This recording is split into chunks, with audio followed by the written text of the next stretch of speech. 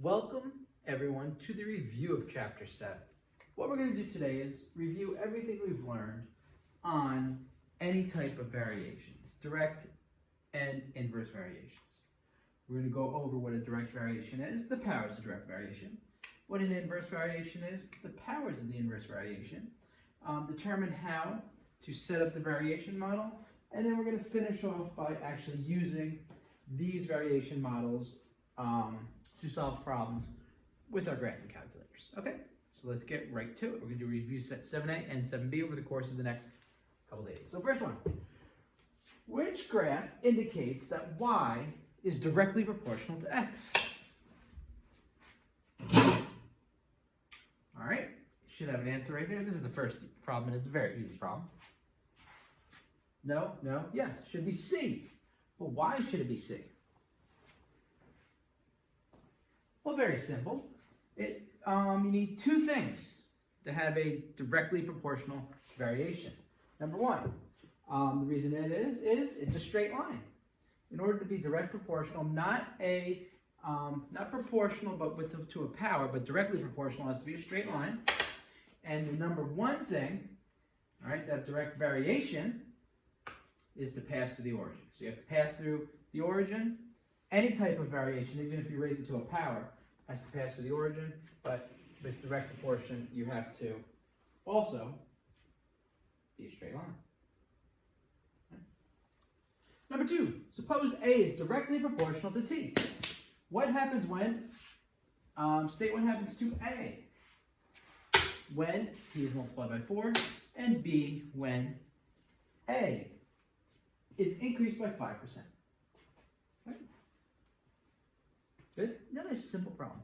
So first thing we know is A is directly proportional to T. Notice T is not raised to any powers. So whatever you do to A, you also have to do to T. Whatever you do to T, you also have to do to A. Most simplistic thing we're doing. So when T is multiplied by 4, A is multiplied by 4. All right? Can't get much easier than that. That's your answer. All right?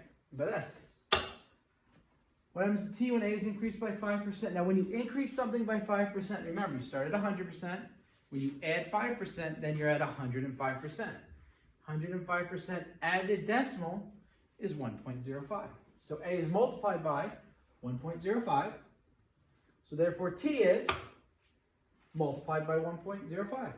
So what does that mean? That means that T is increased by 5%. Okay, direct proportionality means whatever you do to one, you have to do to the other. All right? I don't think there's any more explanation that we need there. All right. Let's go on. Number 3. A person's weight on the moon is directly proportional to their weight on Earth. Okay, a person weighing 750 newtons on Earth weighs only 124 newtons on the moon. That's what N means. Given John weighs 640 newtons on Earth, find his weight on the moon. Right? You could do this one of two ways. One is to set up a chart. That's a little bit long to do. Another one is to find the constant. I would go about doing it by finding the constant. Is that good? All right, so we know that something equals k times something else. Well, let's look to see what we have. A person's weight on the moon is m, and that's directly proportional to their weight on Earth. Okay? So that gives us some information. So we have m, and that's directly proportional. So if I'm writing this out, the way I could write this is pretty much like m, directly proportional is the directly proportional symbol, Earth. See that? But what happens here is you have to multiply it by a constant. And that's the constant we need to figure out in order to create our equation. So we know they're directly proportional. Moon, directly proportional to Earth. However, we need to know what constant makes it directly proportional. So what we have to do is we have to go back into our problem and use that information. So we go, okay, a person weighs 120 newtons on Earth when they weigh 124 newtons on the moon. So what that means right there is, oh, sorry, our k is our constant. When The moon is, where's that? So K, that popped out of order. So the moon, ignore that, I just gave you the answer. But K is eventually going to be 62 over 3. On the Earth, moon, you weigh 124 newtons. That means on Earth you weigh 750 newtons. So you can take both of these and plug them into this equation. 124 newtons equals K times 750. All right? Now, what you're going to do is you're going to divide both sides there by 750.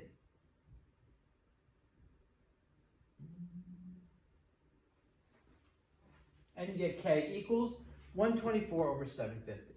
Now what I could do is I could divide the top, the numerator and denominator here, by 2. 124 divided by 2 is 62. 750 divided by 2 is 375. So our K is 62 over 375.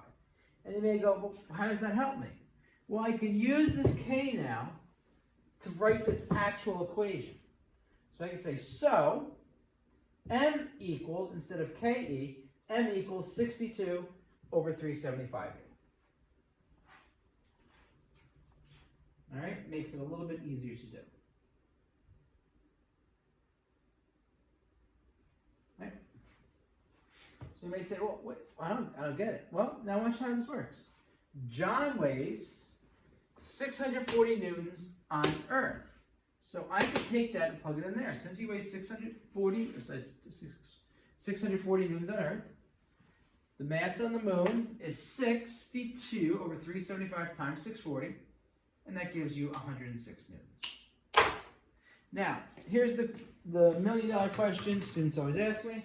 Well, you know what? I didn't use 62 over 375. I put that in my calculator, and I got 0.1653333, so I rounded it to 0.165.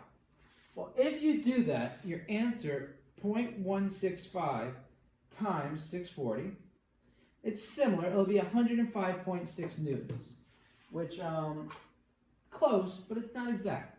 All right, so that's why you really tend to want to keep fractions. It gives you a more precise, more exact answer.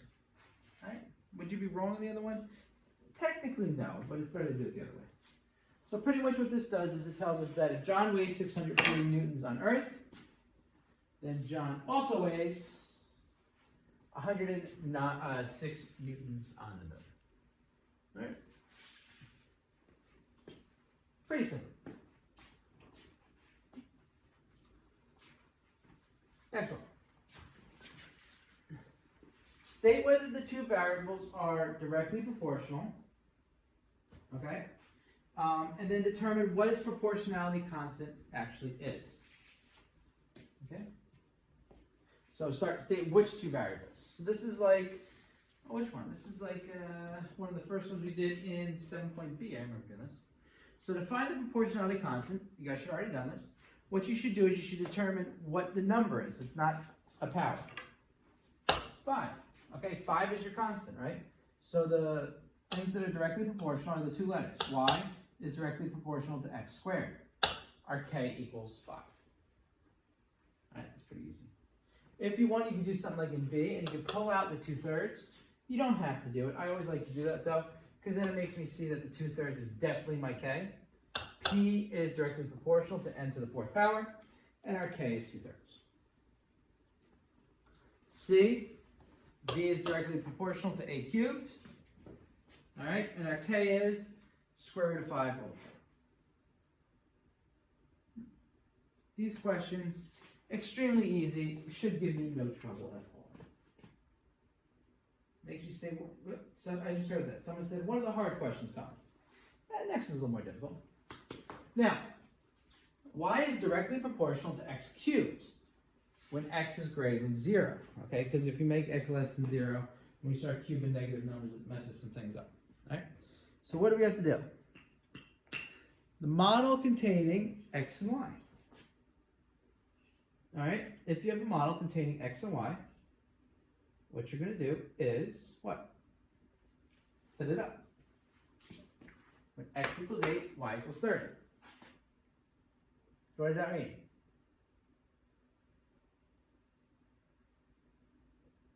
What's the model? You have to find k. You can find k? So let's check this out. So y is directly proportional to x squared. Right? How do we know that? Y is directly proportional to x squared. It tells us.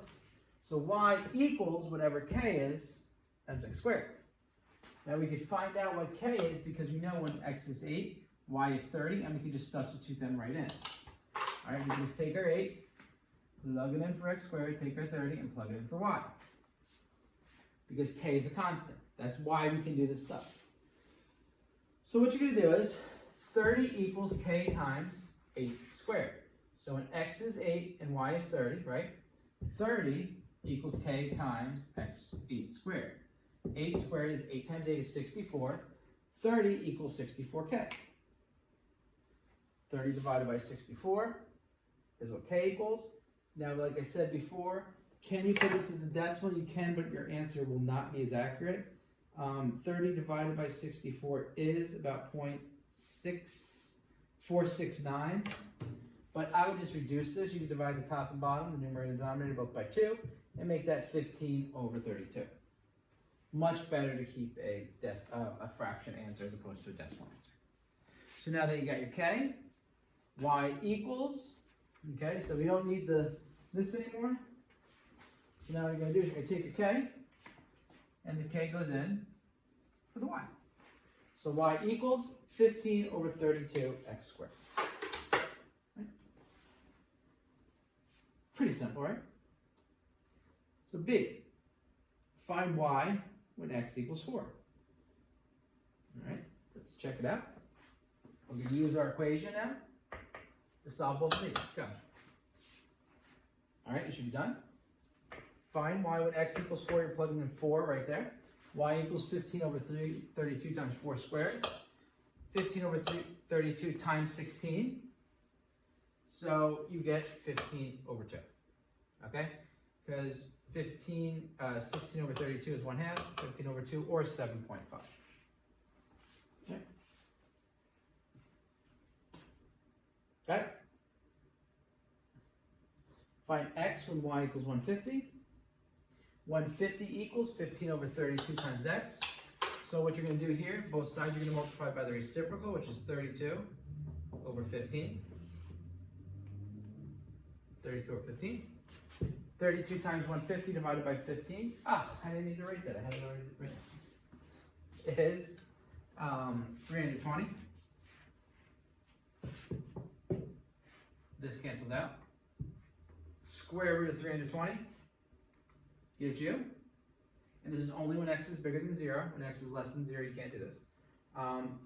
You can reduce it if you want and form 8 square root of 5, which is, and the reason I got 8 square root of 5 here is I could take a 64 out, which is a perfect square, times square root of 5, and square root of 64 is 8, and you don't know what the square root of 5 is. All right, so you can put it in that form, or you can just put it in decimal form to 3 significant figures, which is approximately 17.9. Right.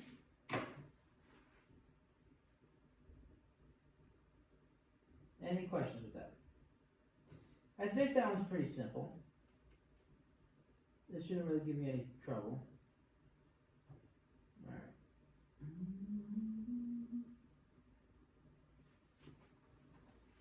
Next one. For each of the following tables, calculate the values of x times y for each point. All right. Then what you're going to do is determine if x and y are inversely proportional, and if it has an inverse proportionality actually exists, determine the law of connecting the variables and draw the graph of y against x. So you're going to multiply all these numbers together, and if xy on the bottom equals the same every time, it is indeed an inverse.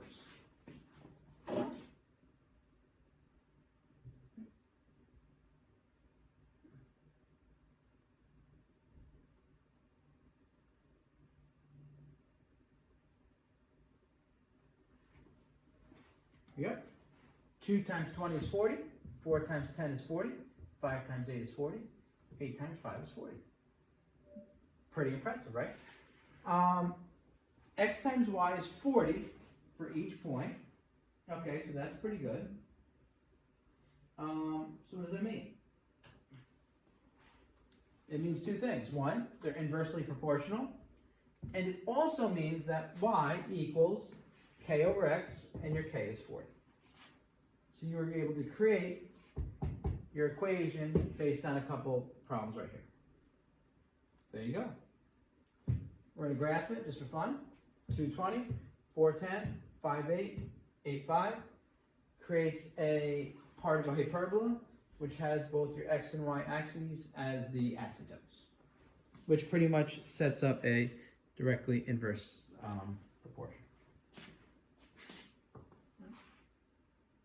All right, why don't you do B? All right, 3 times 20 is 60, 5 times 12 is 60, 8 times 8 is 64, 10 times 6 is 60. Because this right here is 64 and it's not 60, even though it's just 1, x and y is not the same value for each point, and since it's not the same value for each point, they are not inversely proportional.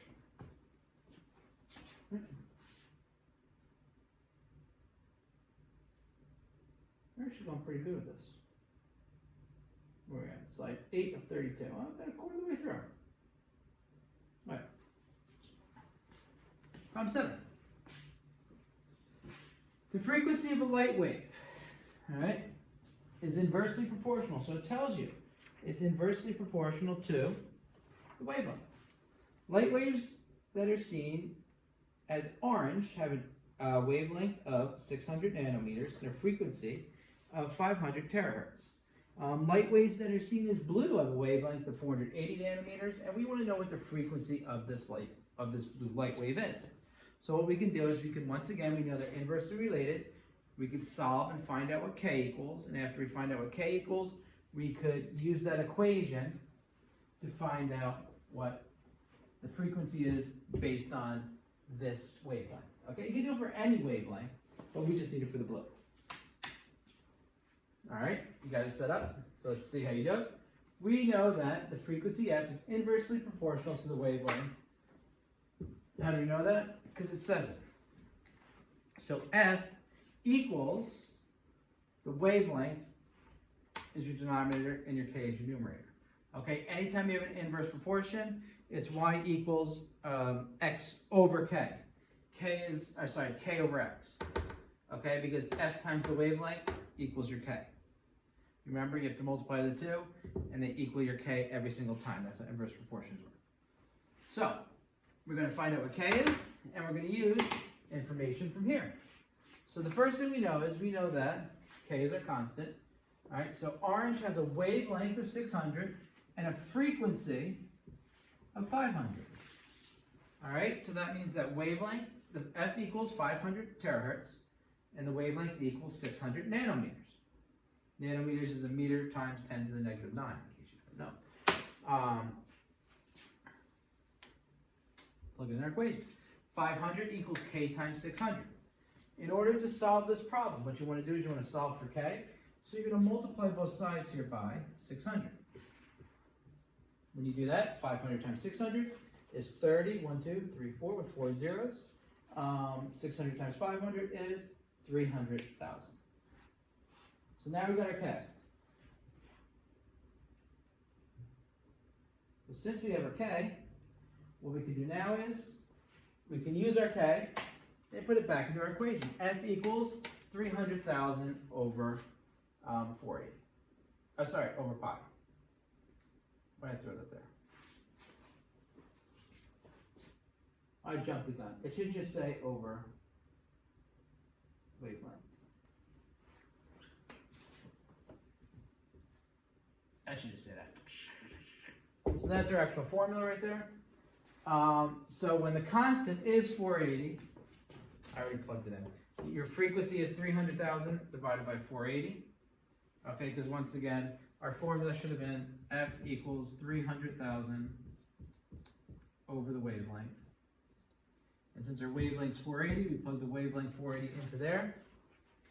300,000 divided by 480 is 625. So what does that tell us? It tells us the frequency of this blue light is 625 terahertz. Okay.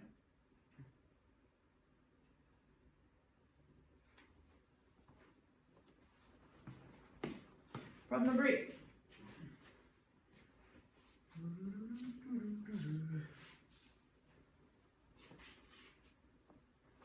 The resistance to the flow of electricity in a wire varies inversely to the square of the diameter of the wire. When the wire is 4,400 centimeters, the resistance is 2,400 ohms. Okay, so what you're going to have to do is you're going to find your K first, and then once you find your K, you're going to make your equation based on that K, and then use that equation to find the resistance and the diameter.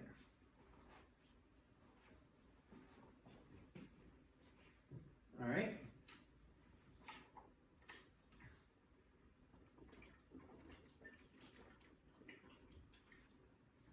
It says the resistance is inversely proportional to the square of the diameter. That's very important. Okay, so R is inversely is equal to whatever K is over D squared. Inverse means your second variable is in the denominator, okay? And squared means there's a 2 next to it. So we can use this information up here to solve this. We know that the resistance is 0.24 ohms, right? When the resistance is 0.24 ohms, the wire, we have its thickness, okay? The diameter is 0.44 centimeters. So we can take these 2 bits of information and you should plug them into the equation. 0.24 equals K over 4,400 squared. When you square this number, you're going to multiply both sides pretty much by 0.44 squared. All right, you can square it right away if you want. I like to do it all in one step though to get a more accurate answer. When you do that, you get K equals 0.046464. Now notice in this problem, I'm not rounding it to a 3 significant figures. I went a little further. The reason I'm doing that is I want my answer to be as accurate as possible, so I just put all the numbers there. It makes it a little bit more accurate, and I'm a little bit happier with the result that I get in the end. Okay.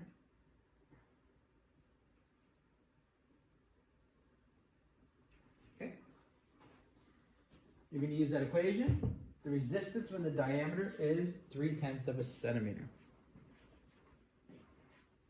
All right, so when the diameter is 0.3 of a centimeter, you plug in 0.3 for D.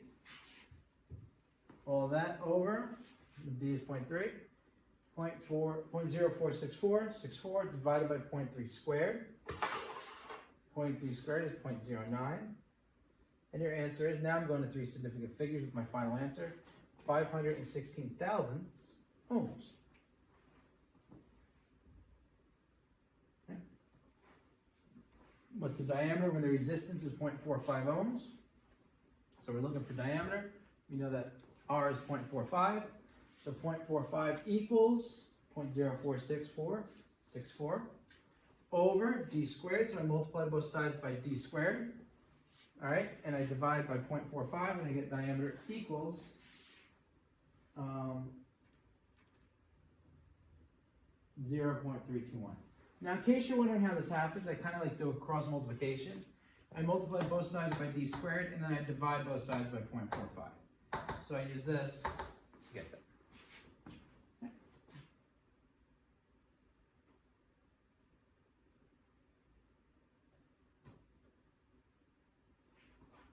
Okay, we all go with 8. Let's go 9. What you're going to do with problem number 9, in the graph y varies directly with the square of x. Find the equation of the model connecting the 2 variables. All right, so we're going to use this graph and the 2 points on this graph to find the equation connecting the variables. Now, what this tells us is y varies directly with x because it does pass through the origin, okay? And what we know here is it's not a straight line. So it's not y equals kx. It's probably y equals kx to a power, right? So we're going to have to figure out what that power is and how we're going to do that. Do we know what power it is? Yeah. What word gives it away? Square. Always look to see what it says. Because it says that, That means y varies directly with x squared. All right, so y equals whatever the constant is times x squared. Now you may say, okay, I can use this point right here, 0, 0. Well, if I plug 0, 0 in here, I would just get 0 equals 0. It doesn't actually tell me what k is. K would get canceled out, so that doesn't help me. So what I have to do is I have to use this point right here, which is 624. So using this point, what this is going to tell us is, since k is a constant, that's what we're solving from, we know that this tells us x equals 6, and this tells us y equals 24. So when y equals 24, x equals 6. How? It tells us on the graph. It tells us the point. So what I'm going to do then is, I'm going to plug them into this equation and solve for k. 24 equals k times 6 squared. 6 squared is 36. 24 equals 36k. Divide both sides by 36, and you get 24 divided by 36. I can reduce this by dividing by 12 over 12, and you get k equals 2/3. You always want to put it in the lowest form just because it makes it easier in the end. Now because this is 2/3, once again I can plug it right back into this equation, because this is the equation we're looking for, and we're just looking for k, and k is 2/3. So y equals 2/3 x squared. Right? Now, we can use this equation to find the value of y when x is 11 by simply just plugging 11 in for x. So, when x equals 11, y equals 2 over 3 times 11 squared. 2/3 times 121. 2 times 121 is 242 divided by 3. We can reduce that to 80 and 2/3. I would leave it in fraction form. Either one of these is 100% okay. If you put 80.7, would you be wrong? No. But 80 and 2/3 is much more accurate. All right?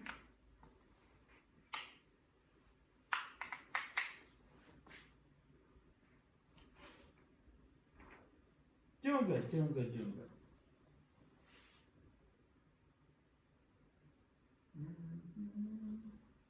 All right. Number 10. It's suspected that two variables, d and p, are related by the law in the form d equals k over px, where k is the constant.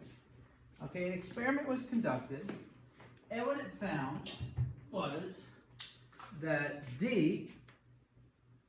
experiment was conducted to find d for various values of p. And the results were given in the table below. So the first thing you're going to do here is you are going to graph the equation. Right, so graph, graph, graph.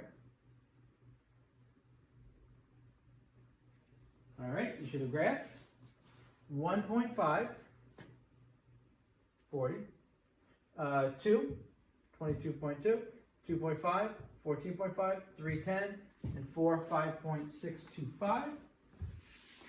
All right. What do you notice about this graph?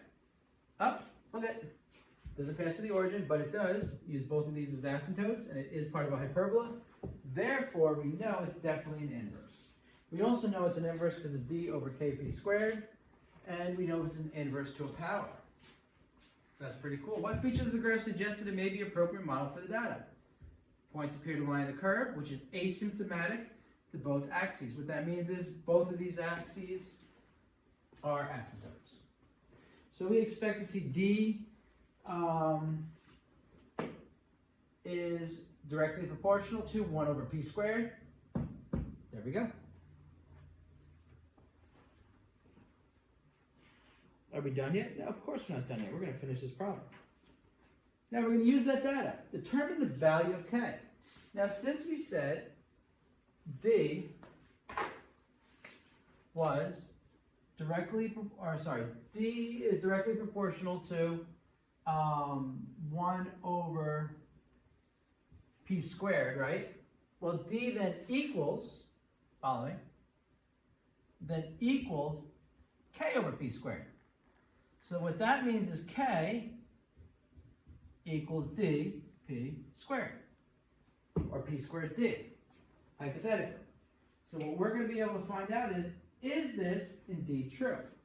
So if this is true and this is definitely an inverse, all these should be the same. So let's check it out. First one, 1.5 squared times 40, 2.25 times 40 is 90. You should all have done this. 2 squared times 22.5, 4 times 22.5 is 90. Ooh. 2.25 times 14.4, what's that? Like 6.25 times that is 90. 3 squared times 10, 9 times 10 is 90. Guess what this one is? 16 times 5 and 625 thousandths is 90. Guess what just happened? P squared times D is 90 for every single point. Since it's 90 for every point, K is 90. Find the value of D when P is 5. So use this information and find D when P equals 5.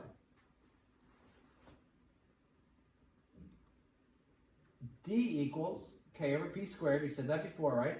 And now we know that K is 90. So D equals 90 over P squared. What's P? 5. D equals 90 over 5 squared. D equals 90 over 25. 90 over 25 reduces to 18 over 5, which is about 3.6. Actually, which is exactly 3.6. You know good?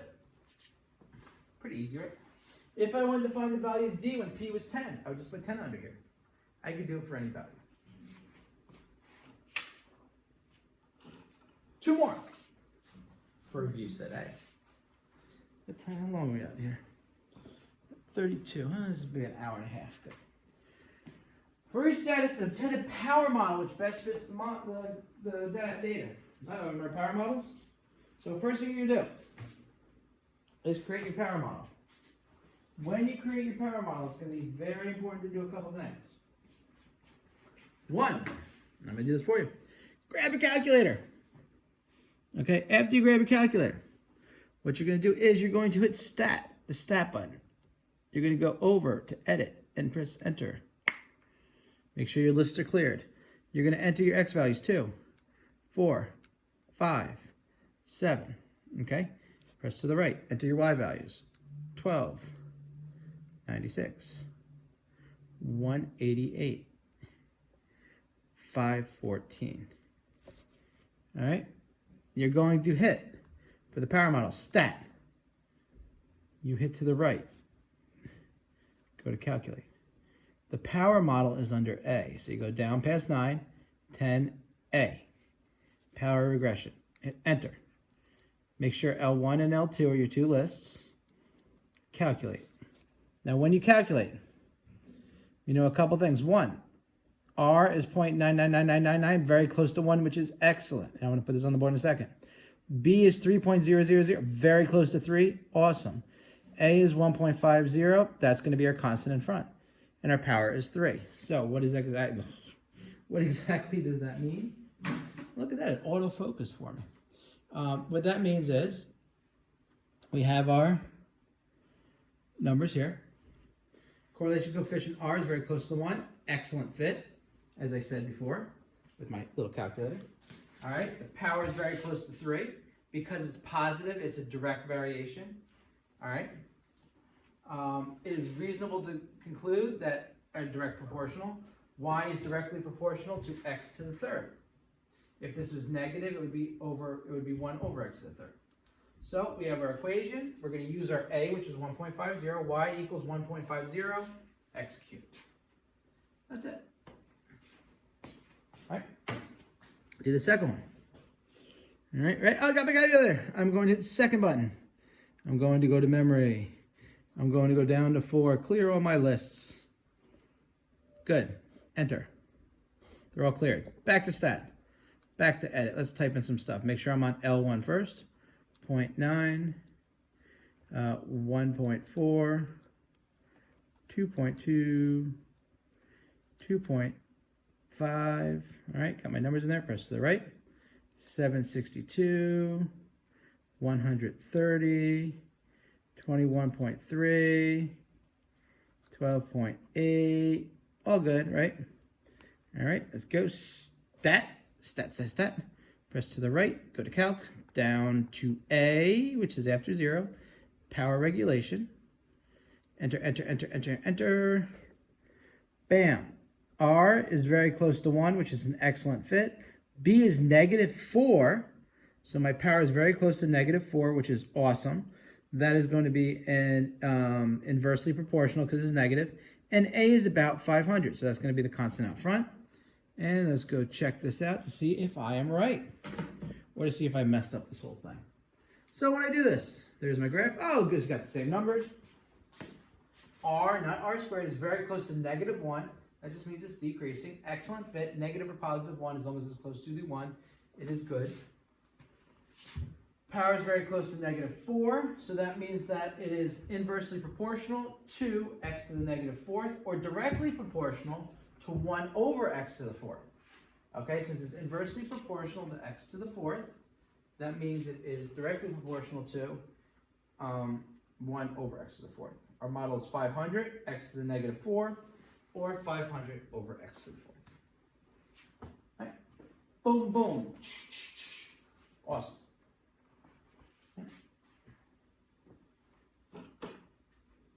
Last question of the set. All right. Number 12, the current was measured across a range of resistors. For a constant potential difference. The resistances are up top, the current's on the bottom. First thing you're going to do is draw a graph of I against R. All right, let's go check out your answers. Your graph, point, point, point, point, point. All right. Oh. Think there's a direct variation or inverse variation? What do you think? Well, it doesn't go through 0, 0, so it can't be direct. Does this look like an inverse, part of a hyperbola that is asymptomatic of both axes? Yes. So it's probably going to be inverse. Now, anytime you have an inverse relationship, remember, if it's inverse, you would have I equals K, KR, right? Nope, that would be direct. Inverse would be I equals K over R. Okay? So that means K would be R times I, or I times R. So let's check. If all those multiply and give me approximately the same number, we do have an inverse variation. Doesn't have to be exact, just has to be approximate, because remember, when you're dealing with real life situations, sometimes measurement issues, rounding issues, all that stuff messes up. So I'll multiply each one of these. So for instance, 6.8 times 17.6 is 119.68. So right away, you should say, okay, every one of these should be about 120. Check them out, 9.1, 3.2, 13.2, 120.12. Okay, I like it. 15 times 8, 120. I like it even more. 30 times 4.0. Okay, still doing good.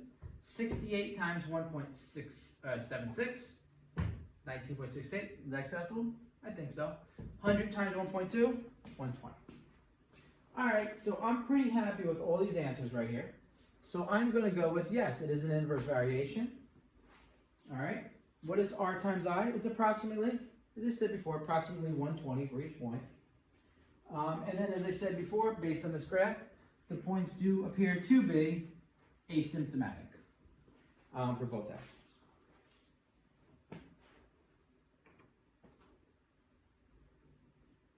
All right, we're going to finish up with letter C. Boy, smush C in there. All right, so for C, we're going to find a formula connecting the two.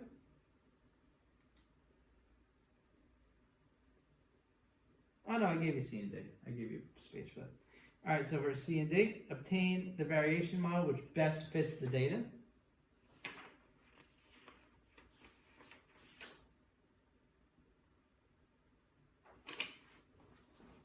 What do you got to do? Anyone, what do you got to do? All right, so we're going to use a power model. That is the power model you should have gotten. I am going to run you through real quick how to get this. I'm not going to put the stuff on there, but I'm going to second mem. I'll tell you what I'm doing. 4 clear lists. I'm going to press stat edit. I'm going to type all this stuff in. 6.8, 9.1, 15, 30, 68, 100. The reason I'm doing this is so you can't say you need more time. 17, because I just gave you a head start and I'm doing it now. 17.6, 13.2, 8, 4, 1.76, 1.2.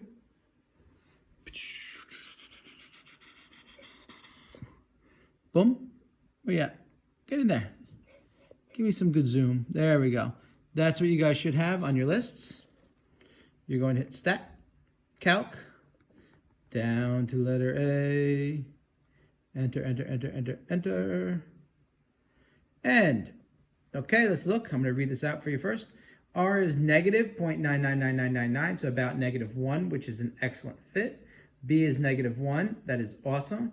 And A is about 120, which is also great. So that's what the bottom thing says right there. It's just that my bottom left isn't very clear on this projector. The correlation coefficient very close to -1, excellent fit. Power is very close to -1, so it's reasonable to conclude that I and R are indeed inversely proportional. Okay, the model is I is approximately 120, R to the -1. All right, or 120 over R. And we said before, I was equal to K over R. We just found our R this way.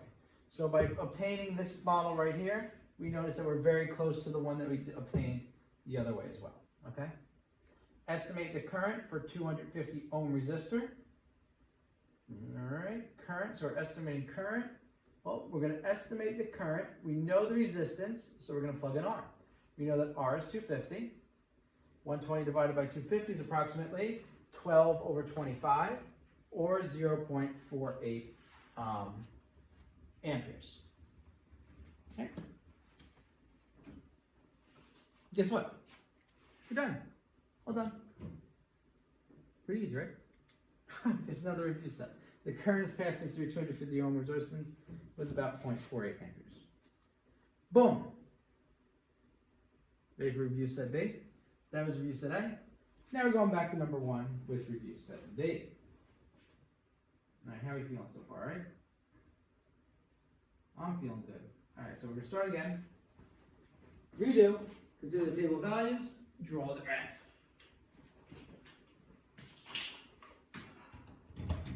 All right, the graph should be drawn. 2.5, 5.12, 8.20, 10.25, 15. Boom. Whoa, look at that. Pretty neat graph right there. Are they directly proportional? Yes, they are. 2 reasons. It's a straight line and it passes through the origin. There you go. So that means that P is directly proportional to T. Can you guys find me the formula that connects the two? Well, you know that P equals KT, so use one of these points to find it. Or you can use a couple. What I usually do is, I'll usually go, you know what, I'm going to use the slope. So I'm going to take y2 minus y1 because we're just using a gradient because it's a straight up slope. 12.5 minus 5 over 5 minus 2. 7.5 divided by 3, which is about 2.5. Right? So P equals 2.5 T. I could have done 25 minus 20, which is 5 over 10 minus 8, which is 2. 5 over 2. Also 2.5. P equals 2.5 over T. So in order to find the K, you just find the slope. Got it?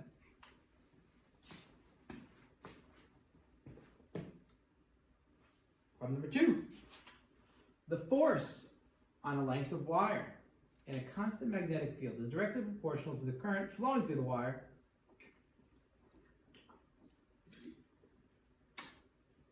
need water. When the current is 1 n/900 ampere, the force of the wire is 2.18 or 2 in 1800 Newton. Find the force when the current is 1.45, the current when the force is 3.6. So based on the space here, you guys should know, first thing you want to do is you want to find out what the proportionality constant is. So find out what K is first. And then once we find out what K is, we can use that to solve for A and B. And remember, the field is directly proportional, so x equals ky is what we're using. All right, in this case, we have force and we have current. So current is C and force is F. They are directly proportional. So C equals F equals K times C. We could say C equals K times F. It doesn't matter which way you write it. Whatever way you write it, you have to keep it that way then. All right, so we're solving for force in terms of current. That's all we're doing. So in this case, let's see, when the current is 1.08, okay, is a constant. So we know current's 1.09. The force is 2.18. So current's 1.09 ampere. Force is 2.18 Newton. We're going to plug these two things into this equation. 2.18 equals K times 1.09. Divide 2.18 by 1.09, you get 2. So that's what our K is. And we're able to create our equation now. F equals 2C. If you went the other way and you want C equals F times K, or K times F, you would just get your K to be 1/2. It would just be the opposite, which would still be able to solve the problem. All right. What is the force when the current is 1.5 ampere? So we know the current here, so we're going to say C equals, we're going to say C equals 1.5 A, so we plug that in for C. F equals 2 times that. 2 times 1.45 is 2.9. 2.9 newtons. Find the current when the force is 3.6 newtons. When the force is 3.6 newtons, 3.6 equals 2 times C. 3.6 divided by 2 is 1.8. 1.8 ampere.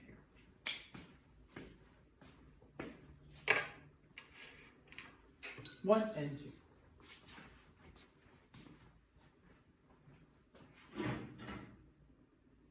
And three. Which graph indicates? Well, the one we did in A said directly proportional. This one says which one is inversely proportional. Well, none of them are directly proportional. There's only one. Do you know which one it is? B. Why is it B? 2 reasons. B indicates y is inversely proportional to x. This is the problem here. These are the problems here. The graph has to be asymptomatic of both axes, meaning it has to stay in this quadrant. It has to stay in this quadrant, it leaks down under this one. This one goes through both axes, no good. All right, that's it. Nothing else. Pretty simple. All right. 2/3 of the way done. Ready to do? Tasman works at the Botanic Gardens. She has been told by the head gardener that 250 kilograms of compost is needed, that's like fertilizer, to cover a circular garden bed as shown, and it has a radius of 3 meters. This says 3. All right. She has new plants to add to the collection, so she has decided to increase the size of the garden bed at the same time. So what she wants to do is she wants to increase the garden bed, so you're going to need to create a proportion between how much compost she needs and how large the radius is. Sounds difficult, but it's really not as long as you're good in math. So the first thing you're going to do is you want to create, what is the area? How do you find the area? So you want to know the amount of compost needed and find out if it's directly proportional to the square of the radius of the garden bed. So when you need compost, okay, she has to buy compost, is needed to cover. When you cover a circular garden bed, okay, when you cover something, that should in your head go, oh, I have the area of a circle, okay? Valerie, can you come to the lobby, please? Thank you.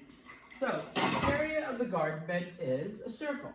Area equals pi r squared. What's r?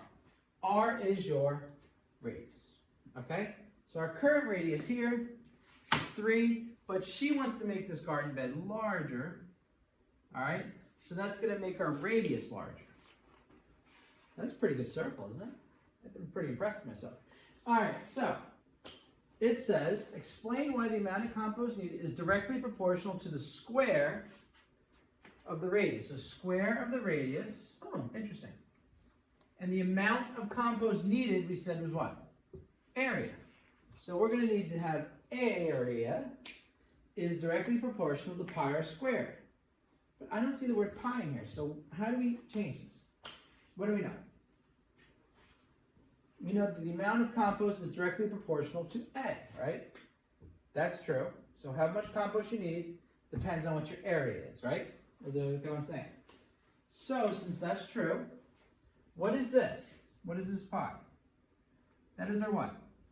K. So that's just a constant. That's a proportionality constant. So the only real variables here are A and r squared.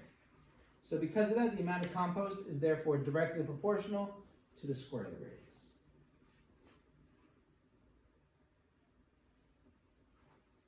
We're not done yet, though. That's just setting up the problem.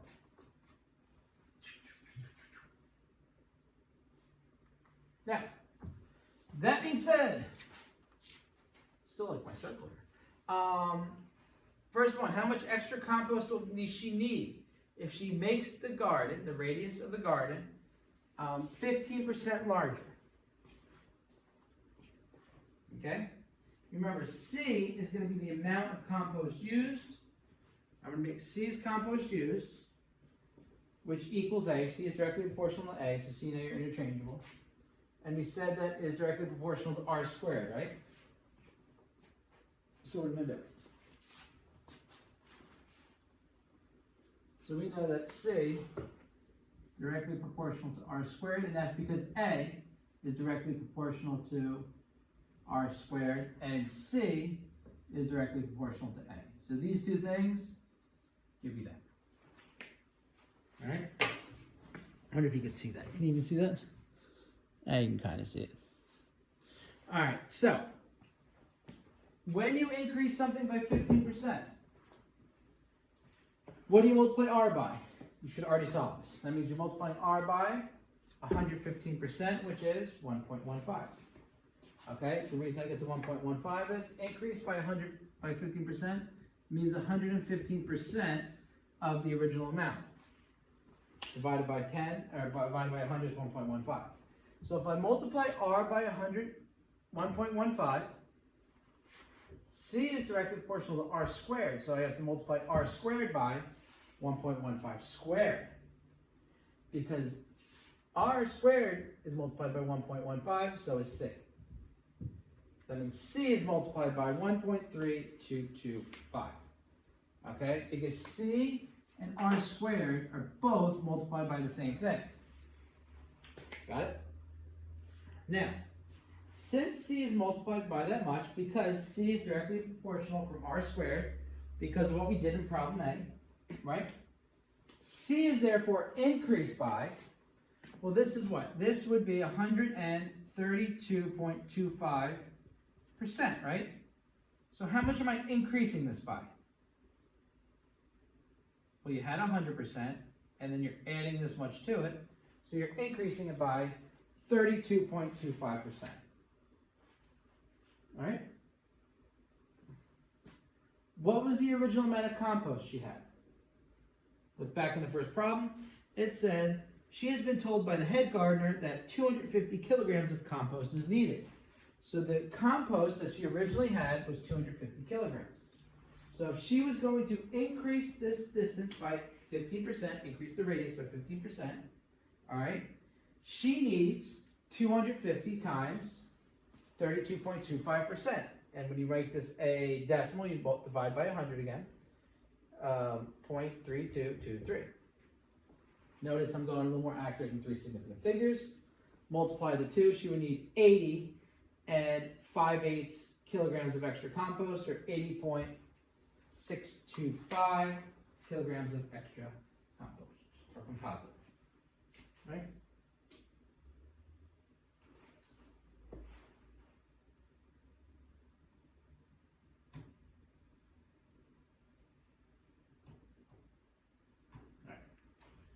C by how far can she extend the radius of the garden bed with an extra 40 kilograms of composite? So now she has 40 extra kilograms.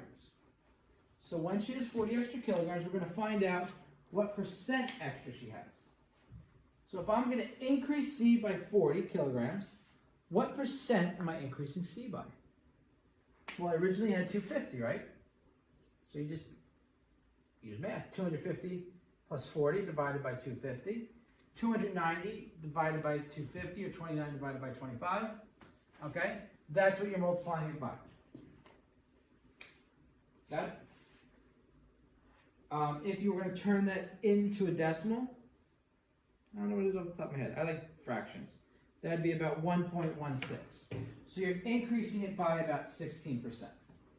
I'm going to leave it in fraction form though, but you may, if you turn it to decimal, you may end up with the same answer as me. So if I multiply C by 29 over 25, right?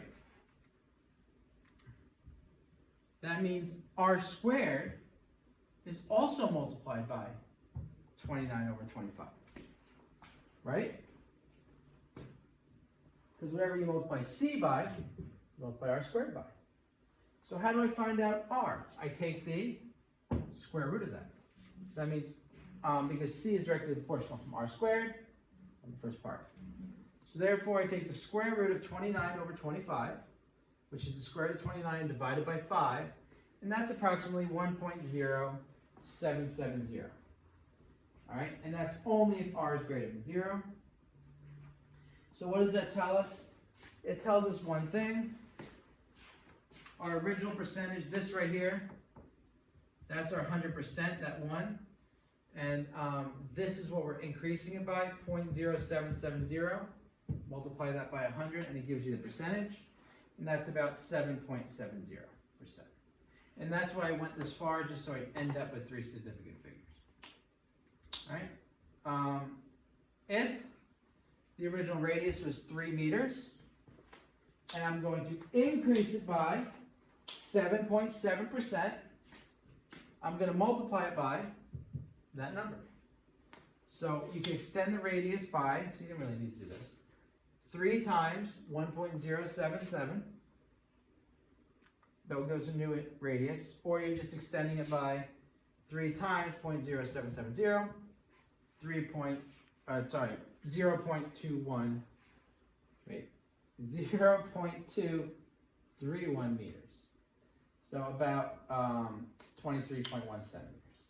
All right, and the reason we got from here to here is because there's 100 centimeters per meter in 1 meter.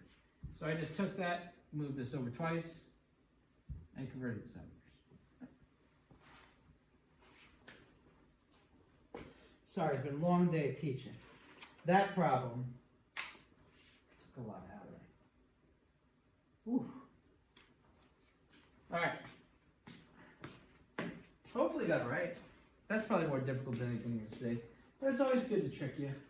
Not trick you, but give you difficult stuff. Because if I give you all easy stuff, I want to challenge you. That's the word I want, challenge. And believe it or not, you want to be challenged. So would be. All right, problem number 5. Suppose y is inversely proportional to the cube of x. Okay, please read this. This is the key word. Cube, not squared. So you're inversely proportional to the cube of x. Find a model connecting x and y. All right, so if it's inversely proportional to the cube of x, we know then that y is directly proportional to 1 over x cubed, and y equals k over x cubed, where k is my constant. How do we know that? Because we've been doing this forever and we're good at this stuff now. So we could take our information right here, and what information am I talking about? I'm talking about the information that y equals 16 and x equals 6, and I'm going to plug that into my equation to solve for k. All right, 16 equals k over 6 cubed. 6 times 6 is 36 times 2 is 216. So 16 equals k over 216. In order to solve for k, you're going to multiply both sides by 216. And when you do that, you get 3,465. So what I did here is multiply by 216. multiplied by 260. Alright? Now because I did that, y equals 3,456 divided by x cubed. And I'm going to use my new equation with my proportionality constant to solve these questions.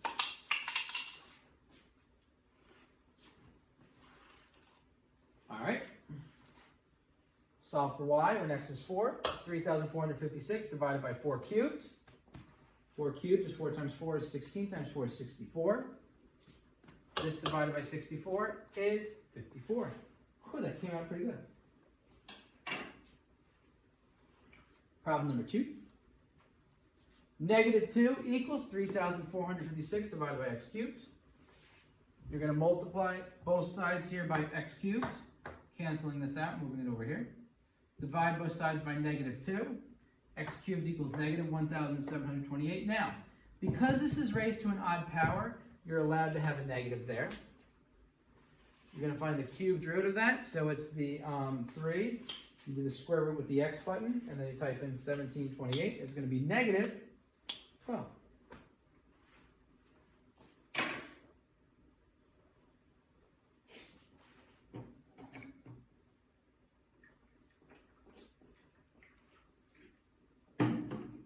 Problem 6.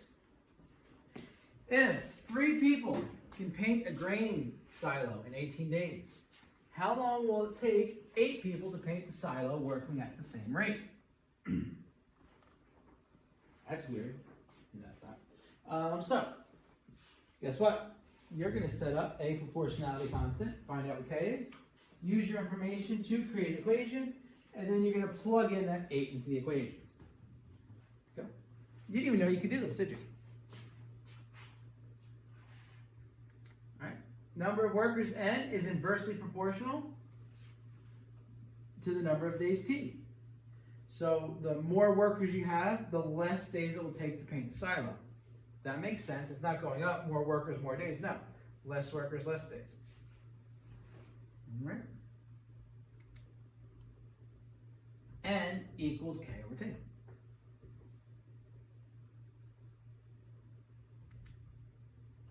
K is constant. So, does that help you out at all? Hopefully? Maybe?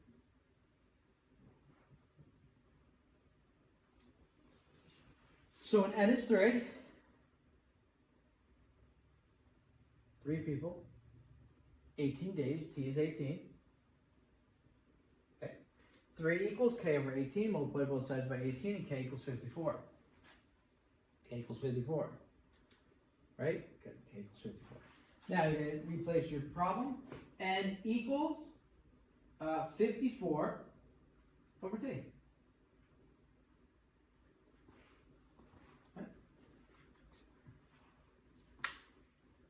8 people to paint the silo working at the same rate. People, n. So now n is 8. 8 equals 54 times t. You're going to multiply here both sides by t. Get 8t equals 54. Divide both sides by 8. And get t equals 6.75. So it'll take about 6 3/4 days for 8 people to paint the silo. You know it's not directly proportional because more people will not take you more time to paint the silo. That's how you know. Got it? Problem 7. For an object moving in a circular orbit, sorry about the way I wrote this, but it was the only way I could fit everything in. For an object moving in a circular orbit under gravity, the radius of the orbit is inversely proportional, so it's going to be something over something equals k over something, to the squared. Something equals k over something squared of the object's orbital speed. The radius of the orbit is increased by 20%. What happens to the orbital speed of the object?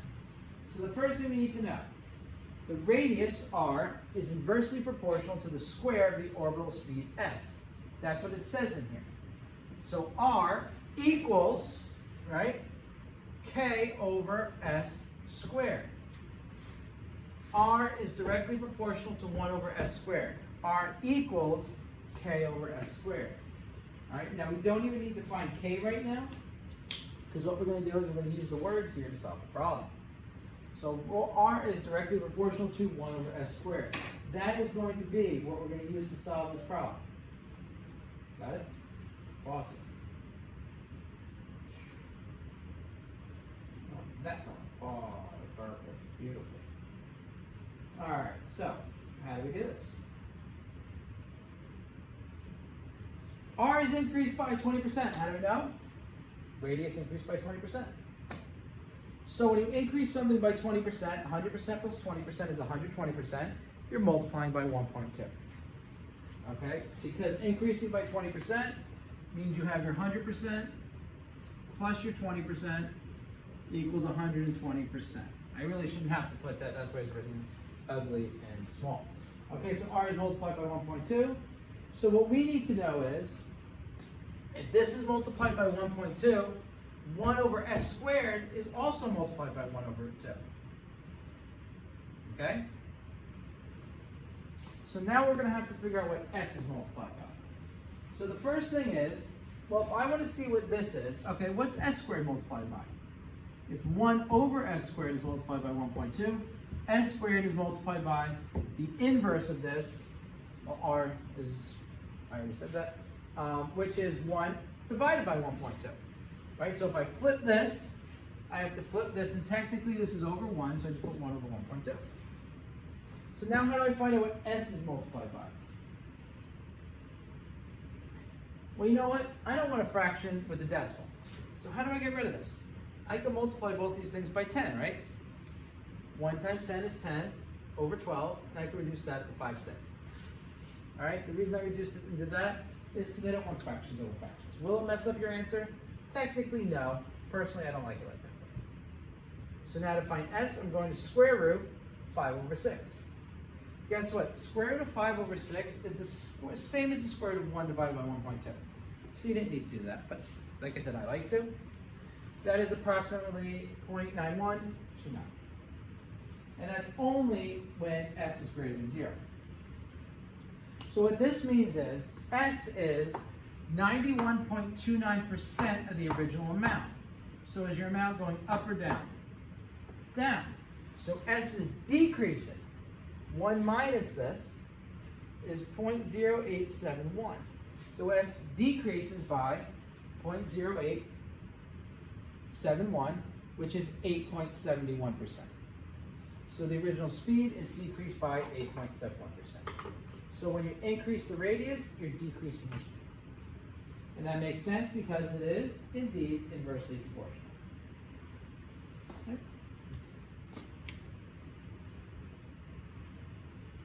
Number 7. Cool. 8, 9, 9. Oh, almost done. All right, let's go to problem number 8. Problem number 8. The graph varies inversely with x. Of course it is. It's asymptomatic. And it is blah, blah, blah, blah, blah, decreasing. So that's good. So now what we're going to do is we're going to figure out some stuff.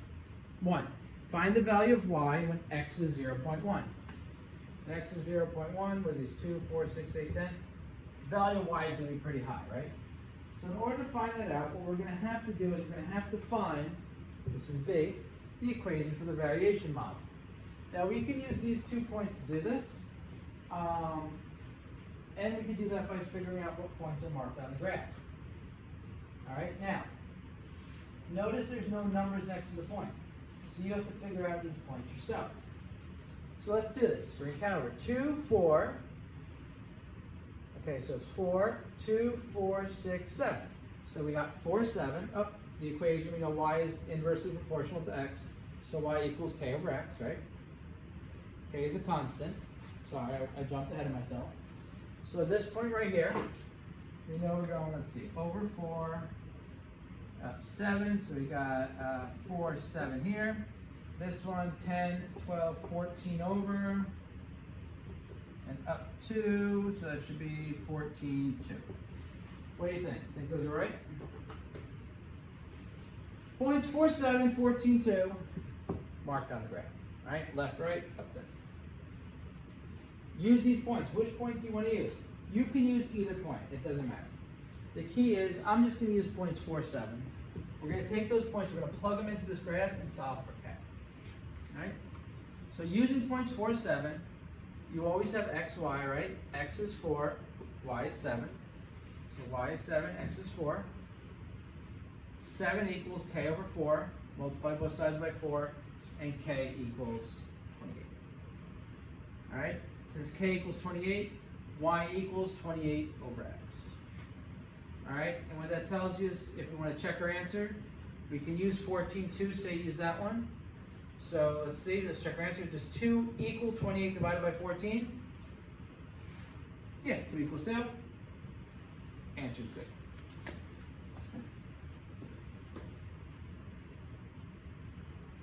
We're not, is that it? That's all it is?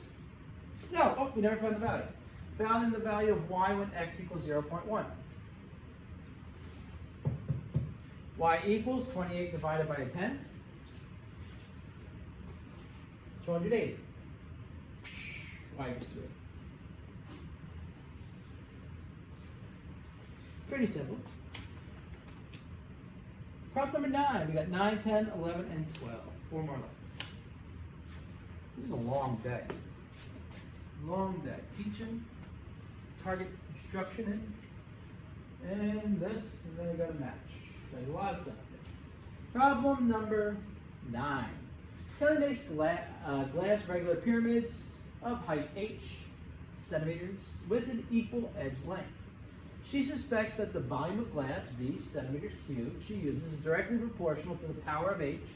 So V is directly proportional of h to the n power. There's the table shown.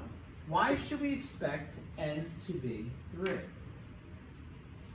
Okay, so let's just think. We're not using our calculator to solve this, but why do you expect n to be 3? Think about it. Okay? Did we give an answer? Pause. Great answer. I knew you knew the answer. Let's see. If the height of a regular pyramid increases, then each side length also increases, right? You guys know what a pyramid looks like, right? It looks like this. All right. Look at that. I can make a decent pyramid. That's not too bad, is it? All right. So what happens here is the pyramid gets larger. All 3 dimensions get larger. So your x value gets larger. That goes out. Expands to the left to the right. Right. Your y value expands. Right. And then your height also expands. That goes up. So your x, your y, and your z values are all expanding. Those 3 dimensions. So, since your length, your width, and your height are expanding, we expect volume is directly proportional to h cubed. Alright? 3 dimensions. Anytime you're dealing with volume, you pretty much should have an inversely proportional constant that is cubed. If you're dealing with area, it should be squared. Alright? Part B. Use the first piece of data to find the variation model connecting V to H. Alright, this is pretty easy too. So I want you to solve it. Go. Alright, you solved it. V is directly proportional to H cubed. So that means that V equals K times H cubed. Alright? K is a constant. V equals a constant times H cubed. So we need to use 2 of our numbers to solve this. Which 2 numbers do you want to pick? Pick whatever you want. I always pick the smallest numbers. I'm going to pick these. So I'm going to say the first point here, when V is 3.2, H is 2, why? It tells us we can pick these and we're going to get the same answer. So 3.2 equals K times 2 cubed. 2 cubed, 2 times 2 times 2 is 8. 3.2 equals 8K. 3.2 divided by 8. If you want to make it a fraction, you can go 32 over 80. And 32 over 80 reduces to 2/5. Or you can make it just 0.4. 2/5, 0.4, up to you. Now, that gives us our K. And my equation now is V equals 2/5 times H cubed. Or 0.4 times H cubed.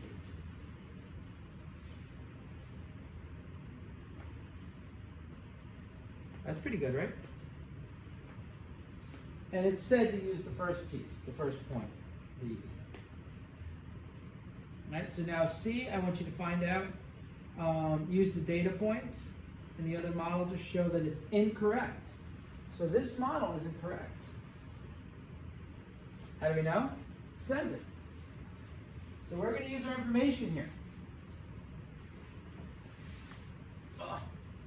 Use the other data points to show that the model is incorrect. Now we know that V equals 2/5 h cubed, right? So plug in these 2 points to see if the stuff equals. Go. Equals itself. All right. Let's try it out. When h is 4, V equals 2/5, 4 cubed. 4 cubed is 4 times 4 is 16 times 4 is 64. Times 2 is 128 divided by 5. 25.6. Let's see. Oh, that's pretty good. That's good. All right, maybe it's not incorrect. When h is 6, V equals 2/5 times 6 cubed. 2/5 times 216, 432 divided by 5 is 86. Wait a second. That's good too. So what does that mean? That means the model satisfies every data point.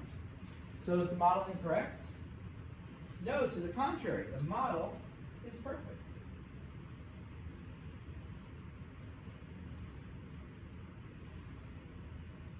All right? So it actually satisfies every other data point. Problem letter D. Find the following. V when h is 8, h when v is 50. All right?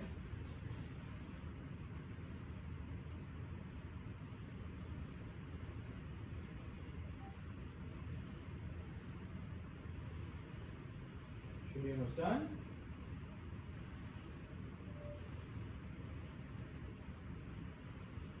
All right. V equals 2/5 times 8 to the 3rd power, which is 2/5 times 512, which is 1024 divided by 5, or 204.8. All right, and that's cubic centimeters. H when V is 50. 50 equals 2/5 h cubed. Multiply both sides by 5/2. 5 times 50 is 250 divided by 2 is 125 equals h cubed. Cubed root of 125 is indeed 5. That's your answer. Right. Pretty simple. Let's move to 10. For the data points, 2, 3, blah, blah, blah. Find the power model. Oh. Let's go back to my calculator. Ooh, good thing I was charging my phone all day. So, the way the power model works. Let me get that power model in there. All right, good. Stat. Edit. Okay. Let's enter in some stuff here. 2, 3, 6, 8, 10. Over 45, 25, 2.8, 1.8. All right. Stat, calc, down to power regression. L1 and L2, good. Calculate, and we get R is negative 0.99999, very close to -1, which is an excellent fit. B is negative 2.00, very close to -2. And A is about 180. That is also great answers. All right, so that's going to tell me exactly what I need to know about my problem. Now, what it's going to tell me is A, let me put this down here. R is very close to -1. I already said, excellent fit. Close to -3. Right, that's close to -3. So it's reasonable to conclude that it's inversely proportional to x squared. Sorry, this should say -2. All right. And since it's inversely proportional, our model is going to be 180 x to the negative 2, because a right here is 180. All right, this is our negative 2 right here. And this was our about r equals negative 1. All right, so 180 over x squared. Now we're going to estimate the value of y when x is 5, based on using the power model. All right, y equals 150 over 5 squared. 180 over 25. That is approximately 7.2, or 7 1/5, or 36 over 5. Right? Two more problems. Number 11. The data below is displayed on the scatter diagram. Do you think there's a direct variation or an inverse variation between the problems? All right, so we're going to check direct or inverse. So let's just look at the scatter plot, and then we're going to check with our calculator to check our answers. So upon plotting these answers, I get a graph that looks like this. All right, so if I was going to connect these lines, I'm going to say, what do you think? I agree with you. I say it's an inverse variation between the variables. All right, is it inverse? No, it's not inverse. It's direct. I tricked you all. So it's a direct variation between the variables, okay, where the graph of x versus y appears to be a curve that passes through the origin. All right?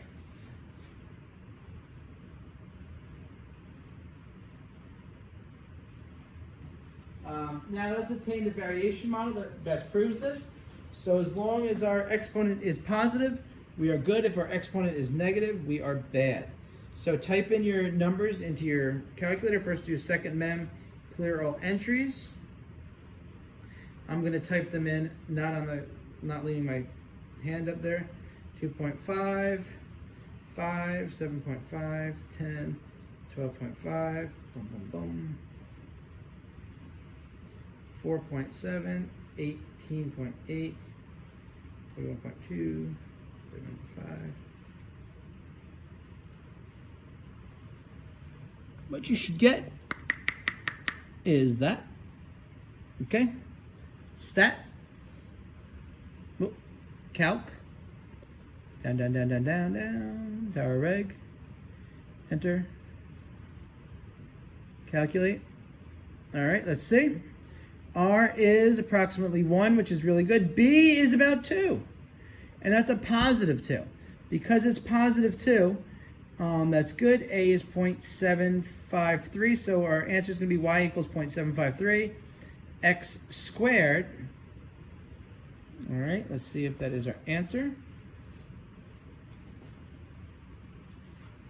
There's our thing. You can't really see that. That's why I put up my paper. All right, the correlation is very close to -1.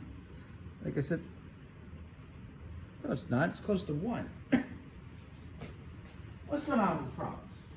The correlation is very close to a +1. All right, so the fit is excellent. The power is very close to 2. So it's reasonable to conclude that x is directly proportional to x squared. And the equation is y equals 0.753 x squared.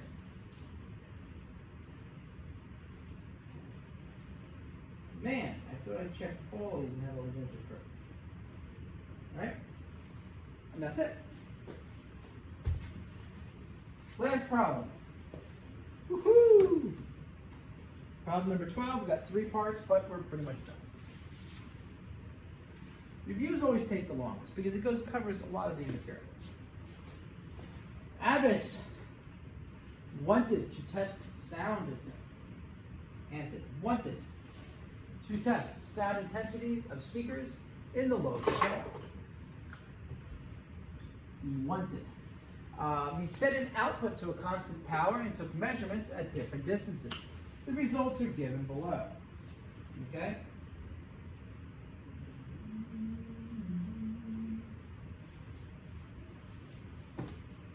Abbas thinks I is directly proportional to 1 over d by calculating the value of I times d for each data point. Show that he is incorrect. So what you want to do is first you're going to calculate I times d for each data point. Go. I'll do the first one for you. 1 times 63.7 is 63.7. I did the hard one.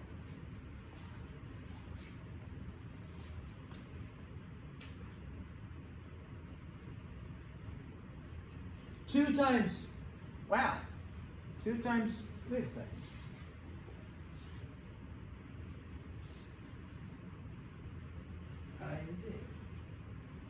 Oh, that's 5. Sorry. Oh no, I messed up my numbers. 5, 10, 15, 20. 1, 5, 10, 15, 20. It's right in your book. I just wrote it wrong up here. All right. So 5 times 5 times 2.55, 12.56. 10 times 0.637 is 6.37. 15 times 0.283 should be around 44.245. And then 20 times 0.159 is approximately 3.18. So you notice he didn't do that good. He wasn't really right. Because when you multiply the two together, it doesn't give you the answer that you want. The values of I times d are not constants. So I and d are not inversely proportional. All right? They would have to be the same. But they're not, so they're not inversely proportional. All right? Guess what? Abbas is incorrect. Poor Abbas. All right? What we're going to do now is we're going to use a power model to find out what it really is. All right? Get out that calculator one last time. I'll do this quickly. All right, where's my calculator? All right. Second, mem. 4, clear all lists. All right, let me get some numbers in here. And this is still the same. This should say 1, 5, 10, 15, 20. It says that in your packet, but I want to make sure that you got it there. Stat edit. 1, 5, 10, 15, 20. 63.7, 2.55, 0.637, 0.283, 0.159. There we go. Got you. Get there, clear. Get better there. Good. Stat, calc, down, down, down, down, down, down, down, down, down, down. Enter, enter, enter. L1, L2 are my two lists. All right, so what we got here? We got A is 63.7. All right. B is -2. And our R is a -1. So the -2. So instead of being, Abbas thought it was inversely proportional, and they thought, Abbas thought B was -1, but it's really inversely proportional to a power. That was the mistake they made. So they were kind of right, they just weren't totally right. So what happens here is, we have our number, correlation coefficient, we do this is great, excellent fit. The power is very close to -2 as we said, so it's reasonable to conclude that I is indeed inversely proportional, but not to D, but to D squared. All right, so the model is I equals 63.7 D to the -2, or 63.7 D squared. All right, so now we can do, find the percentage of change in intensity. If it is increased, the distance is increased by 40%.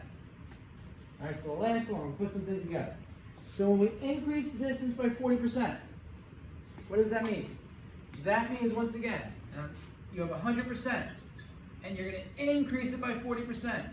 Now you have 140%. As when you're doing multiplication, you turn it to a decimal, that's D times 1.4. All right, since I'm multiplying D times 1.4, what am I doing to the intensity? Well, the intensity is directly related to 1 over D squared, right? So since what I have to do here then is I is multiplied by 1 over 4 squared, okay?